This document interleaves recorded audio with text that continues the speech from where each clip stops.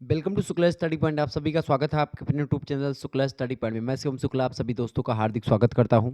आज की वीडियो के माध्यम से हम लोग चर्चा करेंगे हिस्ट्री के बारे में। हिस्ट्री का मतलब होता है आपका इतिहास। इतिहास में दो इतिहास आपको पढ़ने होते हैं, एक होता है प्राचीन इतिहास और एक होता है इतिहास। तो अगर बीए में आप हैं और आपका इतिहास केवल इतिहास सब्जेक्ट है, यानी कि मध्यकालीन इतिहास या इतिहास, तो ये एक प्रकार से अगर आपका सब्जेक्ट है तो आपके लिए वीडियो है। अगर आपका एंशिएंट हिस्ट्री है तो आप में एएसी करके आपका कोड होगा, वो आपको पढ़ना पड़ता है, यानी एंशिएंट हिस्ट्री का अलग मॉडल पेपर होता है। तो ये हिस्ट्री का मॉडल पेपर है। दीनदयाल उपाध्याय गोरखपुर विश्वविद्यालय का कल पेपर लगा हुआ है हिस्ट्री का 203 कोड का, यानी कि 203 वाला कोड जो है। एक 203 का कोड होता है इसमें दीनदयाल उपाध्याय गोरखपुर विश्वविद्यालय में, एक 204 वाला होता है। तो आज की वीडियो के माध्यम से 203 से बनने वाले इंपॉर्टेंट प्रश्नों को समझेंगे और अगले वीडियो में 204 के बारे में चर्चा कर लेंगे एचआईएस। ठीक है, तो इसके अंतर्गत क्या पढ़ना है आपको? हिस्ट्री के पेपर नंबर 1 के अंतर्गत बीए फोर्थ सेमेस्टर में हिस्ट्री ऑफ मॉडर्न वर्ल्ड के बारे में पढ़ना है। 1453 से लेकर के 1848 तक के इतिहास के बारे में आपको पढ़ना है इसमें, और 1848 से लेकर के आगे आपको पढ़ना है 1848 से लेकर के 1950 तक के इतिहास के बारे में हिस्ट्री के पेपर 2 में, यानी कि 204 वाले में। ठीक है, तो उसको भी मैं डिस्कस कर दूंगा। आप लोग पेपर हमारे पास सेंड कर दीजिएगा, जैसे ही आपका पेपर होगा तुरंत मैं सॉल्व करवा दूंगा। ठीक है, हमारा नंबर आपको पता होगा 9161 93 60 62 है। आप लोग इस पर जो है शेयर कर दीजिएगा। तो बीए फोर्थ सेमेस्टर के छात्र छात्राओं के लिए बहुत ही महत्वपूर्ण है। बाकी विश्वविद्यालयों के लिए भी बहुत महत्वपूर्ण है लेक्चर, जैसे कि सिद्धार्थ यूनिवर्सिटी, कपिल वस्तु, महात्मा गांधी काशी विद्यापीठ, इसके अलावा राम मनोहर लोहिया का जो माइनर पेपर होता है हिस्ट्री का, उसके लिए महत्वपूर्ण होगा। ठीक है, जो है इसके अलावा आप देखेंगे आपका जैसे महात्मा गांधी काशी विद्यापीठ होगा, और आपका कानपुर विश्वविद्यालय, उसके लिए भी बहुत महत्वपूर्ण होगा। ठीक है, तो नंबर आप लिख लीजिएगा 9161 93 60 62, ये मेरा व्हाट्सअप नंबर है। इस पर आप पेपर सेंड कर दीजिएगा, सॉल्व करवा दिया जाएगा। ठीक है, चले। और आपका जो सॉल्व पेपर होगा वो जहाँ तक है प्रयास मैं करूँगा कि को करिकुलर मास्टर जो यूट्यूब चैनल है मैंने नया बनाया है, जो को करिकुलर मास्टर, इस चैनल पर आपको मिल जाएगा। ठीक है, तो इस चैनल को भी आप सब्सक्राइब कर लीजिएगा। को करिकुलर मास्टर नाम से नया चैनल बनाया है, तो इसको आप सब्सक्राइब कर लीजिएगा। यहाँ पर आपको वो एक प्रकार से क्वेश्चन पेपर की जो हल कुंजी, यानी कि जो आंसर की होगी, मिल जाएगी। तो टॉप 100 इंपॉर्टेंट प्रश्नों के बारे में चर्चा करने वाला हूँ। ऐसे ही प्रश्न आपकी परीक्षा में आएंगे, मतलब कि आपको बता दूं इससे बाहर कुछ आने वाला है नहीं। आप विश्वास करके इस वीडियो को अंत तक देख लीजिएगा। बहुत ही महत्वपूर्ण प्रश्नों को इसमें मैंने शामिल किया है। देखिए, पहला प्रश्न आपके स्क्रीन पर आ चुका है, सभी लोग देखेंगे। पहला प्रश्न है, निम्नलिखित में से किस राजा की कठोर नीतियां उपनिवेशों के असंतोष का कारण बनी? बताएं। निम्नलिखित में से किस राजा की कठोर नीतियां उपनिवेशों के असंतोष का कारण बनी? इनमें से चार ऑप्शन दिए गए, जॉर्ज प्रथम, जॉर्ज द्वितीय, जॉर्ज तृतीय और जेम्स प्रथम। तो इसका राइट आंसर क्या हो जाएगा? फटाफट से आप लोग बताने का प्रयास करेंगे। इसका करेक्ट आंसर क्या हो जाएगा भाई? बिल्कुल ऑप्शन नंबर सी, जॉर्ज तृतीय इसका राइट आंसर हो जाएगा। जॉर्ज तृतीय के कठोर नीतियों के कारण से उपनिवेशों के संतोष का कारण एक प्रकार से बना इसकी नीति है जॉर्ज तृतीय की। अगला क्वेश्चन है, इंग्लैंड के किस प्रधानमंत्री के द्वारा शक्कर अधिनियम और स्टैंप अधिनियम पारित किए गए थे? बताएं। इंग्लैंड के किस प्रधानमंत्री के द्वारा शक्कर अधिनियम और स्टैंप अधिनियम पारित किए गए थे? तो कौन से एक प्रकार से वो प्रधानमंत्री थे? तो उन प्रधानमंत्री का नाम था ग्रेनविल। ऑप्शन नंबर इसका ए करेक्ट आंसर होगा। अगला क्वेश्चन आप देखेंगे, बोस्टन में किस दिन चाय की पेटियां समुद्र में फेंकी गई थी? बोस्टन टी पार्टी की घटना आपको याद होगी। तो ये उसी दिन बोस्टन टी पार्टी में यही हुआ था, बोस्टन की कांड जो हुआ था। बोस्टन एक शहर है, तो बोस्टन में किस दिन चाय की पेटियां समुद्र में फेंकी गई थी भैया? छः ऑप्शन में आपको दिए गए हैं, तो बताएं किस दिन फेंकी गई थी? 17 दिसंबर 1773। राइट आंसर क्या हो जाएगा? 17 दिसंबर 1773, सी ऑप्शन। अगला प्रश्न है, प्रथम महाद्वीपीय कांग्रेस किस वर्ष बुलाई गई थी? प्रथम महाद्वीपीय कांग्रेस किस वर्ष बुलाई गई थी? तो प्रथम महाद्वीपीय कांग्रेस जो बुलाई गई थी वो 1774 में बुलाई गई थी। बी ऑप्शन करेक्ट आंसर होगा। ये आपका रिवीजन क्लास है, इसलिए इसमें समझाने जैसी कुछ बात है नहीं। आप इसको वीडियो को, क्योंकि कल आपकी परीक्षा लगी हुई है, उसके लिए यह लेक्चर बहुत ही महत्वपूर्ण होने वाला है। चलें, ब्रिटिश संसद के द्वारा पारित दमनकारी नियमों ब्रिटिश संसद के द्वारा पारित दमनकारी नियमों की संख्या कितनी थी? 3, 4, 5 या 6? करेक्ट आंसर क्या हो जाएगा इसका? बिल्कुल 4 थी। ठीक है, ऑप्शन नंबर इसका बी राइट आंसर होगा। ब्रिटिश महाद्वीपीय कांग्रेस किस वर्ष बुलाई गई? बताएं। ब्रिटिश महाद्वीपीय कांग्रेस किस वर्ष बुलाई गई थी? तो ब्रिटिश महाद्वीपीय कांग्रेस जो बुलाई गई थी वो बुलाई गई थी 1775 ईस्वी में। ऑप्शन नंबर इसका सी राइट आंसर होगा। अगला क्वेश्चन आप देखेंगे, कॉमन सेंस नामक पुस्तक किसने लिखी है? कॉमन सेंस नाम की पुस्तक के लेखक कौन है भैया? तो कॉमन सेंस पुस्तक लिखी है टॉमस पेन ने ऑप्शन नंबर इसका ए करेक्ट आंसर होगा। टॉमस पेन ने इस पुस्तक को लिखा। कौन सी पुस्तक को? थॉमस मतलब सॉरी कॉमन सेंस पुस्तक को टॉमस पेन ने लिखा है। इसका ए ऑप्शन करेक्ट आंसर होगा। अगला क्वेश्चन आप देखेंगे, स्वतंत्रता के घोषणा पत्र को तैयार करने में निम्नलिखित में से किसकी मुख्य भूमिका थी? इनमें से ब्रांजामिन फ्रैंकलिन की, जॉर्ज वाशिंगटन की, जॉन एडम्स की या टॉमस जेफरसन की? करेक्ट आंसर क्या होगा? स्वतंत्रता के घोषणा पत्र को तैयार करने में निम्नलिखित में से किसकी प्रमुख भूमिका थी इनमें से? तो इनमें से टॉमस जेफरसन की प्रमुख भूमिका थी। डी ऑप्शन इसका राइट आंसर होगा। अगला प्रश्न है, अमेरिकी स्वतंत्रता संग्राम में किसकी भूमिका नहीं रही थी? बताएं। अमेरिकी स्वतंत्रता संग्राम में किसकी भूमिका नहीं रही थी? जॉन एडम्स की, टॉमस जेफरसन की या लफायेत की या बेंजामिन फ्रैंकलिन की? तो अमेरिकी स्वतंत्रता संग्राम में किसकी भूमिका नहीं रही थी इनमें से? तो किसकी भूमिका नहीं रही भैया? लफायेत की भूमिका इनमें से नहीं रही। बाकी John Adams, Thomas Jefferson, Benjamin Franklin, इन सभी की भूमिका रही है अमेरिकी स्वतंत्रता संग्राम में।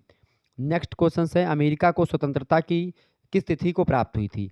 अमेरिका को स्वतंत्रता जो मिली थी, किस तिथि को मिली थी भैया? तो अमेरिका को जो स्वतंत्रता मिली थी वो 4 जुलाई 1776 को मिली थी। बी ऑप्शन इसका राइट आंसर होगा। बहुत ही महत्वपूर्ण प्रश्न है, परीक्षा में प्रश्न आता है। अगला क्वेश्चन आप देखेंगे, पेरिस की संधि जिसके द्वारा अंततः अमेरिकी स्वतंत्रता संग्राम की समाप्ति हुई, कब हुई थी पेरिस की संधि? पेरिस की संधि जिसके द्वारा क्या हुआ? अमेरिकी स्वतंत्रता संग्राम की समाप्ति हुई, वो कब हुई थी भैया? वो हुई थी 3 फरवरी 1783 को। ठीक है, कब हुई थी?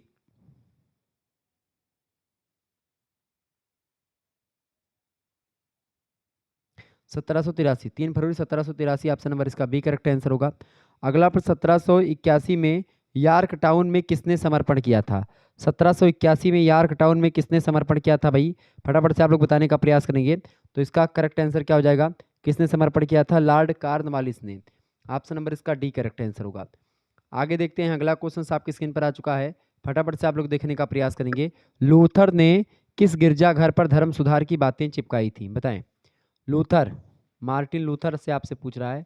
मार्टिन लूथर जो हैं ये एक प्रकार से धर्म सुधार आंदोलनों से भी जुड़े रहे हैं। ठीक है, तो ये जो है मार्टिन लूथर की बात कर रहे हैं। क्या प्रश्न पूछा गया है? प्रश्न आपसे पूछा गया कि लूथर ने किस गिरजाघर पर धर्म सुधार की बातें लिख करके चिपकाई थी? क्योंकि लूथर जो था ये एक प्रकार से जो ईसाई धर्म था इसके विरुद्ध भी एक प्रकार से इसने कई मतलब कि धर्म चलाने का प्रयास किया। मतलब कई धर्म क्या, कैथोलिक के खिलाफ प्रोटेस्टेंट नीति एक प्रकार से इसने लाई। कौन? लूथर ने, मार्टिन लूथर ने। तो ओके, तो इसका राइट आंसर क्या हो जाएगा भाई? फटाफट से आप बताएंगे। लूथर ने किस गिरजाघर पर धर्म सुधार की बातें लिख करके चिपकाई थी? तो बीटेनबर्ग इसका राइट आंसर क्या हो जाएगा? बीटेनबर्ग गिरजाघर घर पर इसने एक प्रकार से वो चिपकाया था। ठीक है, धर्म सुधार से रिलेटेड जो बातें थी उसको चिपका दिया था, ताकि चर्च में जब लोग आएंगे देखने, जो धार्मिक लोग हैं वो देखेंगे और पढ़ेंगे, फिर उनको पता चलेगा कि भाई क्या करना है क्या नहीं करना। मार्टिन लूथर का संबंध किस देश से था? मार्टिन लूथर का संबंध जो था वो जर्मनी से था। कहाँ से था भाई? जर्मनी से था। सी ऑप्शन राइट आंसर हो जाएगा। ठीक है, मार्टिन लूथर का संबंध कहाँ से था? जर्मनी से था। सी ऑप्शन इसका करेक्ट आंसर होगा। अगला क्वेश्चन आप देखेंगे। अगला प्रश्न, मार्टिन लूथर ने धर्म सुधार की कितनी बातें गिरजाघर के मुख्य द्वार पर चिपकाई थी? तो मार्टिन लूथर ने लगभग 95 बातें लिखी थी उस पेपर में, और वो 95 पॉइंट्स लिख करके चिपकाई थी गिरजाघर के मुख्य द्वार पर। ठीक है, अगला क्वेश्चन आपकी स्क्रीन पर आ चुका है। फटाफट से आप लोग देखने का प्रयास करेंगे। भ्रष्ट चरित्र पोपों में किसका उदाहरण दिया जाता है? भ्रष्ट चरित्र वाले पोपों में किसका उदाहरण दिया जाता है भाई? फटाफट से आप लोग बताने का प्रयास करेंगे। तो भ्रष्ट चरित्र पोपों में किसका उदाहरण दिया जाता है? बिल्कुल, हाँ, अलेक्जेंडर सस्टम। ठीक है, अलेक्जेंडर सस्टम इसका राइट आंसर हो जाएगा, ए ऑप्शन। अगला क्वेश्चन आपकी स्क्रीन पर आ चुका है। पोप सॉरी, पोप के उस प्रतिनिधि का नाम था, क्या नाम था, जो 1517 ईस्वी में पोप मोचन पत्रों की बिक्री के उद्देश्य से बीटेनबर्ग गया था? तो उसका क्या नाम था भाई? उसका नाम था जॉन टेटजेल। ऑप्शन नंबर इसका बी करेक्ट आंसर हो जाएगा। ठीक है, नेक्स्ट क्वेश्चन आप देखेंगे। अगला प्रश्न, पाप मोचन पत्रों की सहायता को सिद्ध करने के लिए पोप ने किस धर्मशास्त्री को भेजा था? तो पोप ने किस धर्मशास्त्री को भेजा था? जॉन एक को भेजा था। किसको भेजा था? जॉन एक को भेजा था। तो इसका राइट आंसर क्या हो जाएगा? ए ऑप्शन, ठीक, sorry D option. Next question आप देखेंगे, अगला प्रश्न है वर्म्स की सभा। वर्म्स की सभा किस वर्ष हुई थी? तो वर्म्स की जो सभा हुई थी वो 1529 ईस्वी में हुई थी। सी ऑप्शन इसका राइट आंसर होगा। अगला प्रश्न आपसे बन सकता है, वर्म्स का सभा में जब लूथर को कानूनी सुरक्षा वर्म्स के सभा में जब लूथर को कानूनी सुरक्षा से वंचित कर दिया गया था, तब उसे किसने संरक्षण प्रदान किया था? तब उसको किसने संरक्षण प्रदान किया था?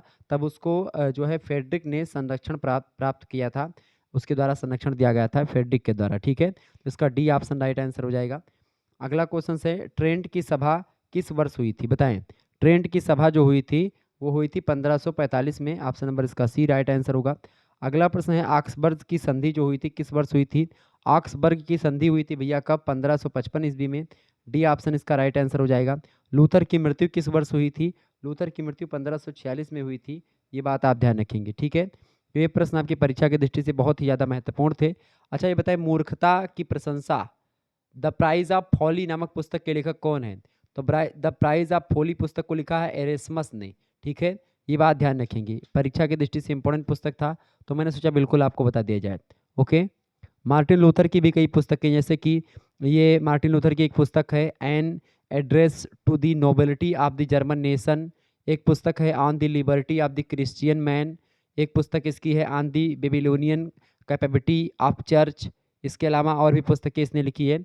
तो एक प्रकार से मार्टिन लूथर जो था ये धार्मिक सुधार करने वाला एक प्रकार से मतलब कि बहुत ज़्यादा धार्मिक सुधार करने वाला विद्वान आदमी था मार्टिन लूथर। ठीक है, प्रोटेस्टेंट नीति एक प्रकार से लूथर के नेतृत्व में ही आगे बढ़ी। ठीक है, प्रोटेस्टेंट इसके अनुयायी कहलाए। प्रोटेस्टेंट धर्म का एक प्रकार से प्रचार प्रसार इसने किया था लूथर ने, मार्टिन लूथर ने। आगे देखेंगे, अगला क्वेश्चन आपके स्क्रीन पर आ चुका है। बहुत ही बढ़िया प्रश्न परीक्षा की दृष्टि से आ चुका है, एग्जाम की दृष्टि से मोस्ट इंपॉर्टेंट प्रश्न है ये। सभी लोग बताने का प्रयास करेंगे इसका करेक्ट आंसर क्या होगा। चले, प्रश्न है आपका, मनुष्य स्वतंत्र जन्म लेता है परंतु सर्वत्र बंधनों में जकड़ा हुआ है, यह कथन किस प्रसिद्ध विद्वान मतलब कथन है किस प्रसिद्ध विद्वान का? बहुत ही महत्वपूर्ण ये प्रश्न है, बताएं करेक्ट आंसर इसका क्या हो जाएगा। सभी लोग बताने का प्रयास करेंगे, इसका करेक्ट आंसर क्या हो जाएगा। बिल्कुल इसका बी ऑप्शन होगा। रूसो ने कहा था, ये कथन किसने कहा था? रूसो ने कहा था कि मनुष्य जो है स्वतंत्र जन्मा है परंतु सर्वत्र बंधनों में जकड़ा हुआ है। जीन जैक्स रूसो जे रूसो ने कहा था। अगला क्वेश्चन आप देखेंगे, विश्वकोश की रचना में निम्नलिखित में से किसकी महत्वपूर्ण भूमिका थी? विश्वकोश की रचना में सबसे महत्वपूर्ण जो भूमिका थी वो दिदरो की मानी जाती है। डी ऑप्शन इसका राइट आंसर होगा। अगला प्रश्न, चर्च को कौन बदनाम वस्तु कहकर के पुकारता है? चर्च को कौन बदनाम वस्तु कहकर के पुकारता है? बहुत ही महत्वपूर्ण प्रश्न है, बताएं। क्वेजने, वाल्टियर, मांटेस्क्यू या तुर्गो? करेक्ट आंसर इसका क्या हो जाएगा? तो चर्च को बदनाम वस्तु कहकर के पुकारते हैं Voltaire. Option number B correct answer होगा इसका। देखिए, ये क्वेश्चन आपकी स्क्रीन पर आ चुका है। स्टेटस जर्नल में कितने सदन थे? स्टेटस जर्नल की अगर बात की जाए तो स्टेटस जर्नल में कितने सदन थे भाई, बताएं। स्टेटस जर्नल की अगर बात की जाए तो स्टेटस जर्नल में कितने सदन थे? तो स्टेटस जर्नल में 3 सदन हुआ करते थे। ऑप्शन नंबर इसका सी करेक्ट आंसर होगा। यहाँ पर एक चीज़ आपको लिखा हुआ दिख रहा है, को करिकुलर मास्टर। को करिकुलर मास्टर एक यूट्यूब चैनल है जो मैंने अभी बनाया है, इसको आप सभी लोग सब्सक्राइब कर लीजिएगा, क्योंकि इस पर आपकी आंसर की आने वाली है हिस्ट्री वाली। तो आप लोग जो है हिस्ट्री के आंसर की के लिए आप इस चैनल को सब्सक्राइब कर लीजिएगा। जल्द से जल्द आपकी आंसर की इस पर कल आ जाएगी। क्लियर, ध्यान रखेंगे। तो आप और आपके यूनिवर्सिटी से रिलेटेड अगले वर्ष से या अगले साल से आप देखेंगे 5th सेमेस्टर की तैयारी विधिवत तरीके से। को करिकुलर, बेसिकली ये चैनल को करिकुलर कोर्स के लिए बनाया गया। को करिकुलर की जो एक प्रकार से कोर्स में आपका, जैसे कि आपका 5th आप 4th सेमेस्टर में हैं तो आपको क्या पढ़ना होता है? आपको पढ़ना होता है को करिकुलर कोर्स के रूप में या अनिवार्य प्रश्न पत्र के रूप में। हालांकि बाकी विश्वविद्यालय में, ठीक है, क्या पढ़ना होता है? उसमें पढ़ना होता है फिजिकल एजुकेशन एंड योगा। तो उसके लिए इसके अलावा फर्स्ट एड एंड हेल्थ, ठीक है, और communication skill and personality development, इन सभी के लिए यहाँ पर कई वीडियोस मिलते रहते हैं आपको। यहाँ पर तैयारी होगी आपकी विधिवत तरीके से, तो इस चैनल को आप सब्सक्राइब कर लीजिएगा। अगला क्वेश्चन से, स्टेटस जर्नल का अधिवेशन किस दिन हुआ था? बताएं, स्टेटस जर्नल का अधिवेशन किस दिन हुआ था? फटाफट से आप लोग बताने का प्रयास करेंगे। तो स्टेटस जर्नल का जो अधिवेशन हुआ था वो 5 मई 1789 को हुआ था। इसका ए ऑप्शन राइट आंसर हो जाएगा। अगला क्वेश्चन से, स्टेटस जर्नल का अंतिम अधिवेशन कब हुआ था? स्टेटस जर्नल का अंतिम अधिवेशन कब हुआ था भैया? स्टेटस जर्नल का अंतिम अधिवेशन हुआ था 1614 ईस्वी में। सी ऑप्शन इसका राइट आंसर हो जाएगा। अगला प्रश्न है, थर्ड स्टेट ने किस तिथि को स्वयं को राष्ट्रीय सभा घोषित कर दिया था? बताएं, थर्ड स्टेट ने किस तिथि को स्वयं को राष्ट्रीय सभा घोषित कर दिया था? तो 17 जून 1789 को। बी ऑप्शन इसका करेक्ट आंसर होगा। अगला प्रश्न है, टेनिस कोर्ट की शपथ की घटना किस दिन हुई थी? टेनिस कोर्ट की शपथ की घटना किस दिन हुई थी? तो टेनिस कोर्ट शपथ की घटना जो हुई थी 21 जून 1789 को हुई थी। ऑप्शन नंबर इसका डी राइट आंसर होगा। बहुत ही महत्वपूर्ण प्रश्न है, ये सभी प्रश्न परीक्षा में आएंगे। अगला प्रश्न है, राजा लुई 16वें ने राष्ट्रीय सभा को अपनी स्वीकृति कब प्रदान की? तो राजा लुई 16वां ने राष्ट्रीय सभा को अपनी स्वीकृति जो प्रदान करी वो कब प्रदान करी भाई? तो वो प्रदान करी थी कब? 27 जून 1789। डी ऑप्शन में दिया 27 जून 1789 राइट आंसर हो जाएगा। अगला प्रश्न है, बास्तील का पतन किस दिन हुआ? बहुत ही महत्वपूर्ण प्रश्न है। बास्तील का पतन किस दिन हुआ? तो बास्तील का पतन जो हुआ था वो हुआ था 14 जुलाई 1789 को। डी ऑप्शन इसका राइट आंसर हो जाएगा। तो ये सारे प्रश्न आपकी परीक्षा की दृष्टि से बहुत ही महत्वपूर्ण है। ये तीनों के तीनों प्रश्न आपकी परीक्षा में आने वाले हैं, तो ध्यान से इन प्रश्नों को आप पढ़ लीजिएगा, ठीक है। टेनिस कोर्ट की शपथ किस घटना, टेनिस कोर्ट की जो शपथ है किस दिन हुई भाई? टेनिस कोर्ट की शपथ बिल्कुल 21 जून 1789। थर्ड स्टेट की तिथि को स्वयं को राष्ट्रीय सभा कब घोषित किया गया? 21 जून 1700। उस दिन क्या हुआ? बिल्कुल वो 17 जून को हुआ था, 17 जून 1789 को। 21 जून को टेनिस कोर्ट की शपथ की घटना जो हुई। इसके अलावा राजा लुई 16वें ने राष्ट्रीय सभा को अपनी स्वीकृति प्रदान करी 27 जून 1789 को। फिर बास्तील का पतन हो गया 14 जुलाई 1789 को, ठीक है, ध्यान रखेंगे। आगे देखते हैं, अगला क्वेश्चन आपकी स्क्रीन पर आ चुका है, फटाफट से आप लोग देखने का प्रयास करेंगे, बहुत ही जबरदस्त क्वेश्चन है। अगला क्वेश्चन आपकी स्क्रीन पर आ चुका है, इंग्लैंड के किस शासक को बंदी बना करके 1649 ईस्वी में मृत्युदंड दे दिया गया? तो इंग्लैंड के किस शासक को 1649 में बंदी बना लिया गया था और मृत्युदंड उसको दे दिया गया था? तो इसका राइट आंसर हो जाएगा चार्ल्स प्रथम, ठीक है, बी ऑप्शन में दिए करेक्ट आंसर हो जाएंगे। प्रश्न इंपॉर्टेंट है, परीक्षा में आएगा। अगला प्रश्न, इंग्लैंड की संसद के द्वारा टेस्ट एक्ट किस वर्ष पारित किया गया था? टेस्ट एक्ट जो पारित किया गया था ये 1673 में पारित किया गया था। ऑप्शन नंबर इसका सी राइट आंसर हो जाएगा। अगला प्रश्न आपकी स्क्रीन पर आ चुका है, इंग्लैंड के किस राजा की पत्नी को पुत्र की प्राप्ति गौरवमयी क्रांति का तत्कालिक कारण माना जाता है? बताएं, कारण बनी। इंग्लैंड के किस राजा की पत्नी को पुत्र की प्राप्ति गौरवमयी क्रांति इंग्लैंड में हुई थी, तो उसका तत्कालिक कारण एक प्रकार से बनी। ये करेक्ट आंसर क्या हो जाएगा इसका? तो बिल्कुल राइट आंसर हो जाएगा आपका डी, जेम्स द्वितीय, ठीक है। अगला क्वेश्चन है, औद्योगिक क्रांति किस देश से प्रारंभ हुई? औद्योगिक क्रांति किस देश से प्रारंभ हुई भैया? औद्योगिक क्रांति जो प्रारंभ हुई थी वो इंग्लैंड से प्रारंभ हुई है। ए ऑप्शन इसका राइट आंसर होगा। 100% प्रश्न आएगा आपका।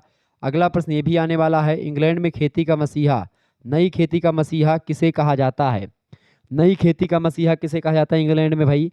तो इंग्लैंड में नई खेती का जो मसीहा कहा जाता है वो आर्थर यंग को कहते हैं, Arthur Young. Option number C right answer हो जाएगा। अगला क्वेश्चन है, स्पिनिंग जेनी का आविष्कार किसने किया था? स्पिनिंग जेनी का आविष्कार किसने किया था? फटाफट से आप लोग बताने का प्रयास करेंगे। स्पिनिंग जेनी का आविष्कार किया था जेम्स हारग्रीव्स ने। ऑप्शन नंबर इसका ए करेक्ट आंसर होगा। ओके, अगला क्वेश्चन है, फ्लाइंग शटल का आविष्कार किसने किया था? फ्लाइंग शटल का आविष्कार किसने किया था? बिल्कुल जॉन के ने किया था फ्लाइंग शटल का आविष्कार। वाटर फ्रेम का आविष्कार किसने किया था? वाटर फ्रेम का आविष्कार किसने किया था? फटाफट से आप लोग बताएंगे। वाटर फ्रेम का आविष्कार किसके द्वारा किया गया था? रिचर्ड आर्कराइट के द्वारा किया गया था। बी ऑप्शन इसका राइट आंसर हो जाएगा। इसके अलावा गैलीलियो ने दूरबीन को खोज करी थी, और भी तमाम प्रकार की खोजें इसी में हुई है। भाप के इंजन जेम्स वाट ने खोज करी, ठीक है। ये सब औद्योगिक क्रांति के परिणाम स्वरूप ही हो पाया है। सैमुअल क्रॉम्पटन ने निम्नलिखित में से किसका निर्माण किया? बताएं, सैमुअल क्रॉम्पटन ने निम्नलिखित में से किसका निर्माण किया भाई? तो सैमुअल क्रॉम्पटन ने किसका निर्माण किया था? उन्होंने म्यूल का निर्माण किया था। ऑप्शन नंबर इसका बी करेक्ट आंसर होगा। अगला प्रश्न, कॉटन जीन के आविष्कारक का श्रेय किसको जाता है? कॉटन जीन के आविष्कारक होने का श्रेय किसको जाता है? एली व्हिटनी को। ऑप्शन नंबर इसका बी राइट आंसर हो जाएगा। अगला प्रश्न आपकी स्क्रीन पर आ चुका है, फटाफट से आप लोग देखेंगे, वीडियो को लाइक और शेयर कर दीजिएगा। प्रश्न है, स्टीम इंजन बनाने का श्रेय किसे है? स्टीम इंजन बनाने का श्रेय किसको है? स्टीम माने होता है भाप, ठीक है। स्टीम इंजन या भाप का इंजन जेम्स वाट ने बनाया था। ए ऑप्शन इसका राइट आंसर हो जाएगा। अगला क्वेश्चन है, पहली सफल नहर निर्माण करने का जो श्रेय है वो किसको जाता है? बताएं, पहली सफल नहर निर्माण करने का श्रेय किसको जाता है इनमें से? तो ड्यूक ऑफ ब्रिजवाटर को। ऑप्शन नंबर इसका सी राइट आंसर हो जाएगा। तो ये सब परीक्षा की दृष्टि से आपके बहुत ही जबरदस्त क्वेश्चन थे, और ऐसे ही प्रश्न आपकी परीक्षा में आते रहते हैं, ये बात आप ध्यान रखेंगे, ठीक है। चले, अगला प्रश्न आपकी स्क्रीन पर आ चुका है, फटाफट से आप लोग वीडियो को लाइक और शेयर करते रहिएगा।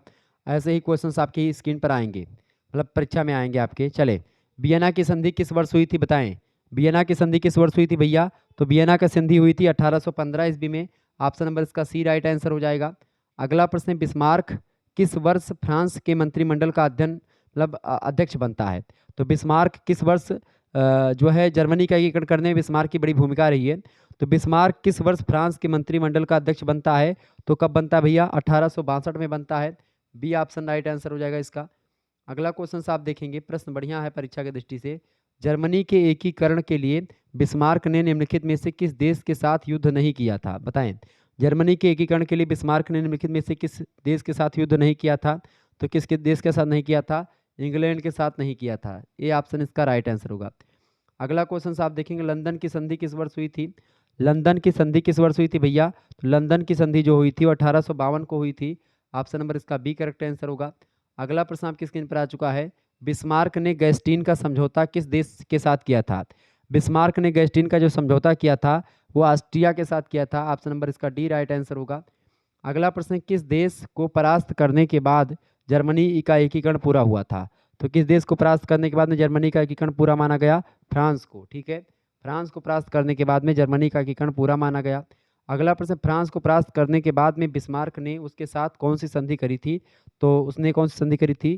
फ्रैंकफर्ट की संधि करी थी। सी ऑप्शन इसका राइट आंसर हो जाएगा। ये सब प्रश्न परीक्षा की दृष्टि से बहुत ही ज़बरदस्त क्वेश्चन हैं। आप इन प्रश्नों को तैयार कर लीजिएगा, ऐसे ही प्रश्न आपकी परीक्षा में आने वाले हैं। अगला क्वेश्चन आपके स्क्रीन पर आ चुका है। प्रश्न है, जो है ट्राफलगर के युद्ध का विजेता कौन था? ट्राफलगर के युद्ध का जो विजेता था वो कौन था भाई? वो था आपका नेल्सन। ऑप्शन नंबर इसका बी करेक्ट आंसर होगा। अगला प्रश्न, नेपोलियन ने अपनी महाद्वीपीय व्यवस्था की घोषणा बर्लिन आज्ञा प्राप्ति के द्वारा किस वर्ष की थी? नेपोलियन ने कब करी थी अपनी महाद्वीपीय व्यवस्था की घोषणा? तो उसने कब करी थी भैया? 1806 ईस्वी में करी थी। बी ऑप्शन राइट आंसर होगा। नेपोलियन और जार अलेक्जेंडर प्रथम के बीच टिलसिट की संधि जो हुई थी कब हुई थी? बहुत ही महत्वपूर्ण प्रश्न है, परीक्षा में कई बार प्रश्न पूछा गया। टिलसिट की संधि 1807 में। सी ऑप्शन इसका राइट आंसर होगा। नेपोलियन किस देश को व्यापारियों का देश कहता था? बताइए, इंग्लैंड को, ऑस्ट्रिया को, स्पेन को या पुर्तगाल को? तो इस किसने कहा था भाई? नेपोलियन किस देश को व्यापारियों का देश बोलता था? तो इंग्लैंड को नेपोलियन जो था ये व्यापारियों का देश बोलता था। तो ऑप्शन नंबर इसका ए राइट आंसर हो जाएगा। अगला क्वेश्चन है, इंग्लैंड ने निम्नलिखित में से किस देश को सबसे अधिक बार परास्त किया? इंग्लैंड ने सबसे अधिक बार किसको परास्त किया था? ऑस्ट्रिया को पराजित किया था, ऑस्ट्रिया को। सी ऑप्शन राइट आंसर होगा। अगला प्रश्न, नेपोलियन ने अपने भाई जोसेफ बोनापार्ट को कहाँ का शासन प्रदान किया था? बताएं, फटाफट से आप लोग बताने का प्रयास करेंगे। इसका राइट आंसर क्या हो जाएगा? इसका राइट, नेपोलियन ने अपने भाई जोसेफ बोनापार्ट को कहाँ का शासन प्रदान किया था भैया? तो कहाँ का शासन प्रदान किया था? फटाफट से आप लोग बताने का प्रयास करेंगे। इसका राइट आंसर हो जाएगा आपका, ठीक है, इसका राइट आंसर क्या हो जाएगा? नेपोलियन ने अपने भाई जोसेफ बोनापार्ट को कहाँ का शासन प्रदान किया था? तो बिल्कुल ऑप्शन नंबर डी, स्पेन का शासन प्राप्त किया था। अगला क्वेश्चन आप देखेंगे, प्रश्न है, रूस में नेपोलियन की सेनाओं की पराजय का सर्वप्रमुख कारण क्या था? तो रूस में नेपोलियन की सेनाओं का पराजय का जो कारण था वो था रूस की भयंकर ठंड। ए ऑप्शन राइट आंसर होगा इसका। अगला क्वेश्चन आपकी स्क्रीन पर आ चुका है, सर्वप्रमुख कारण था भयंकर ठंड की वजह से। अगला प्रश्न, नेपोलियन ने मेरी लुइजा से विवाह किया जो कि राजकुमारी थी। नेपोलियन ने मेरी लुइजा के साथ विवाह किया जो कि राजकुमारी कहाँ की थी? बताएं, नेपोलियन ने मेरी लुइजा से विवाह किया जो कि कहाँ की राजकुमारी थी भाई? तो कहाँ की राजकुमारी थी वो? कहाँ की थी वो? थी राजकुमारी कहाँ की भाई? वो ऑस्ट्रिया की राजकुमारी थी। अगला प्रश्न, पहली बार नेपोलियन ने मित्र राष्ट्रों से 1813 ईस्वी में किस स्थान पर पराजित हुआ था? बताएं। तो पहली बार नेपोलियन मित्र राष्ट्रों से 1813 ईस्वी में पहली बार जो पराजित हुआ था वो कहाँ पर पराजित हुआ था भैया? वो पराजित हुआ था आपका लिपजिंग में। ठीक है, सी ऑप्शन इसका राइट आंसर हो जाएगा, लिपजिंग में पराजित हुआ था। अगला क्वेश्चन आपके स्क्रीन पर आ चुका है, देखेंगे। अगला प्रश्न आपके स्क्रीन पर आ चुका है, नेपोलियन ने ऑस्टरलित्ज की संधि किस देश के साथ करी थी? तो इसने ऑस्ट्रिया के साथ करी थी। डी ऑप्शन राइट आंसर होगा। नेपोलियन को परास्त कर किसे फ्रांस का शासक बना दिया गया? नेपोलियन को परास्त करके जो है फ्रांसिस द्वितीय को शासक बना दिया गया था। किसको? एक मिनट, नेपोलियन को, प्रश्न क्या पूछा गया? नेपोलियन को परास्त करके किसे फ्रांस का शासक बना दिया गया, यही तो प्रश्न है। बिल्कुल, नेपोलियन को परास्त करके किसे शासक जो है किसे फ्रांस का शासक बना दिया गया था? तो किसको बना दिया गया था भैया? किसको बना दिया गया था? लुई 18वें को बना दिया गया था। किसको? लुई 18वें को। Option number C right answer होगा। और अगला क्वेश्चन आपकी स्क्रीन पर आ चुका है। वाटरलू का प्रसिद्ध युद्ध जो हुआ था वो एक प्रकार से कब हुआ था? 18 जून 1815 को वाटरलू का प्रथम युद्ध हुआ था। आप मतलब वाटरलू का युद्ध हुआ था। ऑप्शन नंबर इसका ए करेक्ट आंसर हो जाएगा। बहुत ही महत्वपूर्ण प्रश्न ये सब, ध्यान रखिएगा इस चीज़ को, ठीक है। आगे बढ़ते हैं और भी चीज़ों को जानने का प्रयास करते हैं। चलें, अगला क्वेश्चन आपकी स्क्रीन पर आ चुका है। सभी लोग देखने का प्रयास करेंगे। मोस्ट इंपॉर्टेंट क्वेश्चन है परीक्षा की दृष्टि से आपके। फ्रांस की क्रांति के समय वहाँ का शासक कौन था? फ्रांस की क्रांति के समय वहाँ का शासक था भैया लुई 16वां। Option number C right answer होगा। फ्रांस का कौन सा शासक कहता था कि मैं ही राज्य हूँ? तो कौन कहता था भैया? मैं ही राज्य हूँ। ये लुई 14वां कहा करता था। ए ऑप्शन राइट आंसर होगा। परीक्षा में कई बार प्रश्न आया है। अगला क्वेश्चन है, फ्रांस का कौन सा शासक क्या कहता था कि मेरे बाद प्रलय होगी? किसने कहा था ये बात? मेरे बाद प्रलय होगी लुई 15वां कहा करता था। बी ऑप्शन राइट आंसर होगा। अगला क्वेश्चन आप देखेंगे, फ्रांस की आर्थिक समस्या के समाधान के लिए लुई 16वें ने निम्नलिखित में से किसे नियुक्त नहीं किया था? तो किसे नियुक्त नहीं किया था भैया? किसे नियुक्त नहीं किया था? मिराबो को नियुक्त नहीं किया था। बाकी तुर्गो, कैलोन और नेकर को किया था। ए ऑप्शन राइट आंसर होगा। अगला क्वेश्चन आपके स्क्रीन पर आ चुका है। निम्नलिखित में से फ्रांस का एक दार्शनिक नहीं था। फ्रांस का एक दार्शनिक कौन नहीं था इनमें से? बताएं। तो इनमें से फ्रांस का जो दार्शनिक नहीं है वो कौन सा नहीं है भैया? टॉमस मोर, ठीक है। टॉमस मोर फ्रांस का नहीं है। ऑप्शन नंबर इसका डी करेक्ट आंसर होगा। अगला प्रश्न, टिथ नामक कर किसके द्वारा लगाया गया? टिथ नामक कर जो था वो किसके द्वारा लगाया गया था? फटाफट से आप लोग बताने का प्रयास करेंगे। तो टिथ नामक जो कर था ये किसके द्वारा लगाया गया भाई? बताएं। तो टिथ नामक कर जो था ये एक प्रकार से पादरियों के द्वारा लगाया गया कर है। सी ऑप्शन इसका राइट आंसर होगा। अगला प्रश्न, शक्ति पृथक्करण का सिद्धांत किसने दिया? तो शक्ति के पृथक्करण का जो सिद्धांत दिया था ये किसने दिया था? मॉन्टेस्क्यू ने दिया था। बी ऑप्शन राइट आंसर होगा। अगला प्रश्न, फ्रांस की क्रांति का पिता किसे कहा जाता है? फ्रांस की क्रांति का पिता किसे कहते हैं? बहुत ही महत्वपूर्ण प्रश्न है। रूसो को कहते हैं। ऑप्शन नंबर इसका सी करेक्ट आंसर होगा। अगला प्रश्न, द स्पिरिट ऑफ लाज पुस्तक किसने लिखी है? द स्पिरिट ऑफ लाज पुस्तक के लेखक कौन है? मॉन्टेस्क्यू हैं। ऑप्शन नंबर इसका ए करेक्ट आंसर हो जाएगा। द स्पिरिट ऑफ लाज पुस्तक किसने लिखी है? मॉन्टेस्क्यू ने लिखी है। अगला क्वेश्चन आपकी स्क्रीन पर आ चुका है। सोशल कॉन्ट्रैक्ट नामक पुस्तक के लेखक कौन है? तो सोशल कॉन्ट्रैक्ट पुस्तक के लेखक कौन है भैया? रूसो हैं, Jean Jacques Rousseau. Option number C right answer हो जाएगा। तो ये सब प्रश्न आपकी परीक्षा की दृष्टि से बहुत ही महत्वपूर्ण है। आप इन प्रश्नों को ही तैयारी विधिवत कर लीजिएगा। चले, अगला क्वेश्चन आपकी स्क्रीन पर आ चुका है। तुर्की ने कुस्तुनतुनिया पर किस वर्ष अधिकार किया था? तो बताएं। तुर्की ने कुस्तुनतुनिया पर अधिकार किस वर्ष किया था भाई? तो तुर्की ने कुस्तुनतुनिया पर अधिकार किया था 1453 में। Option number D correct answer हो जाएगा। अगला क्वेश्चन आपकी स्क्रीन पर आ चुका है। निम्नलिखित में से किसने इस सिद्धांत का प्रतिपादन किया कि सौरमंडल का केंद्र पृथ्वी नहीं वरन सूर्य है? बताएं, किसने ऐसा कहा था? तो ये कॉपरनिकस ने कहा था। बी ऑप्शन राइट आंसर हो जाएगा। और एक बार फिर से जो हमारे छात्र नए जुड़े हैं उनको बता दूं कि को करिकुलर मास्टर चैनल को आप सब्सक्राइब कर लीजिएगा। यहाँ पर आपको को करिकुलर से संबंधित और आपकी यूनिवर्सिटी का आंसर की जो होगी वो मिल जाएगी, ठीक है, आने वाले समय में। अगला प्रश्न, डिवाइन कॉमेडी पुस्तक का लेखक। डिवाइन कॉमेडी जो पुस्तक है इसको लिखा दांते ने, तो इसका करेक्ट आंसर हो जाएगा ए ऑप्शन, दांते की पुस्तक है।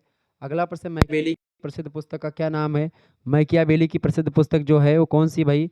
मैकियावेली की प्रसिद्ध पुस्तक है द प्रिंस, ठीक है। द रिपब्लिक पुस्तक के लेखक कौन है? द रिपब्लिक पुस्तक, द रिपब्लिका, अगर रिपब्लिका होता तो सिसरो लगा देते। द रिपब्लिक पुस्तक है ये किसने लिखी? प्लेटो ने लिखी द रिपब्लिक, ठीक है। और इसके अलावा यूटोपिया पुस्तक टॉमस मोर की है। ये बात ध्यान रखें, किसकी है? टॉमस मोर की है। अगला प्रश्न है, praise of folly, praise of folly पुस्तक किसने लिखी है? तो प्रेज ऑफ फॉली जो पुस्तक लिखी गई है किसके द्वारा लिखी गई? फटाफट से आप बताएंगे। प्रेज ऑफ फॉली पुस्तक के लेखक हैं बिल्कुल एरेस्मस जो हैं, ये इसके पुस्तक के लेखक हैं। Option number B answer. Milton की प्रसिद्ध पुस्तक का क्या नाम है? तो मिल्टन की प्रसिद्ध पुस्तक है भैया कौन सी? बिल्कुल पैराडाइज लॉस्ट, ये पुस्तक भी मिल्टन की है। इसके अलावा द प्रिंस पुस्तक मैकियावेली की है। ये बात आप ध्यान रखेंगे, ठीक है। तो मिल्टन की पुस्तक कौन है इनमें से? पैराडाइज लास्ट, तो लास्ट। इस तरीके से आप लोगों ने बहुत सारे प्रश्नों को समझ लिया। ये सब प्रश्न आपकी परीक्षा की दृष्टि से बहुत ही महत्वपूर्ण थे। ओके, वीडियो को लाइक और चैनल को सब्सक्राइब कर दीजिएगा। को करिकुलर मास्टर यूट्यूब चैनल को सब्सक्राइब कर दीजिएगा। और इसके अलावा बीए करिकुलर दूसरा चैनल है हमारा, उसको भी सब्सक्राइब कर दीजिएगा। शुक्ला स्टडी पॉइंट पर आप मतलब शुक्ला स्टडी पॉइंट को आप इंस्टाग्राम पर भी फॉलो कर सकते हैं, ठीक है। तो अगर आप इंस्टाग्राम चलाते हैं तो फॉलो कर सकते हैं शुक्ला स्टडी पॉइंट को, ठीक है। तो वहाँ पर भी आपको जानकारी मिलती रहती है। तो चलिए इन सभी प्रश्नों को आप तैयार कर लीजिएगा। मिलते हैं फिर नेक्स्ट वीडियो में, तब तक के लिए जय हिंद जय भारत। आप सभी का बहुत बहुत धन्यवाद हमारे से जुड़ने के लिए। इसी प्रकार से अपना प्यार हमेशा बना रखेंगे।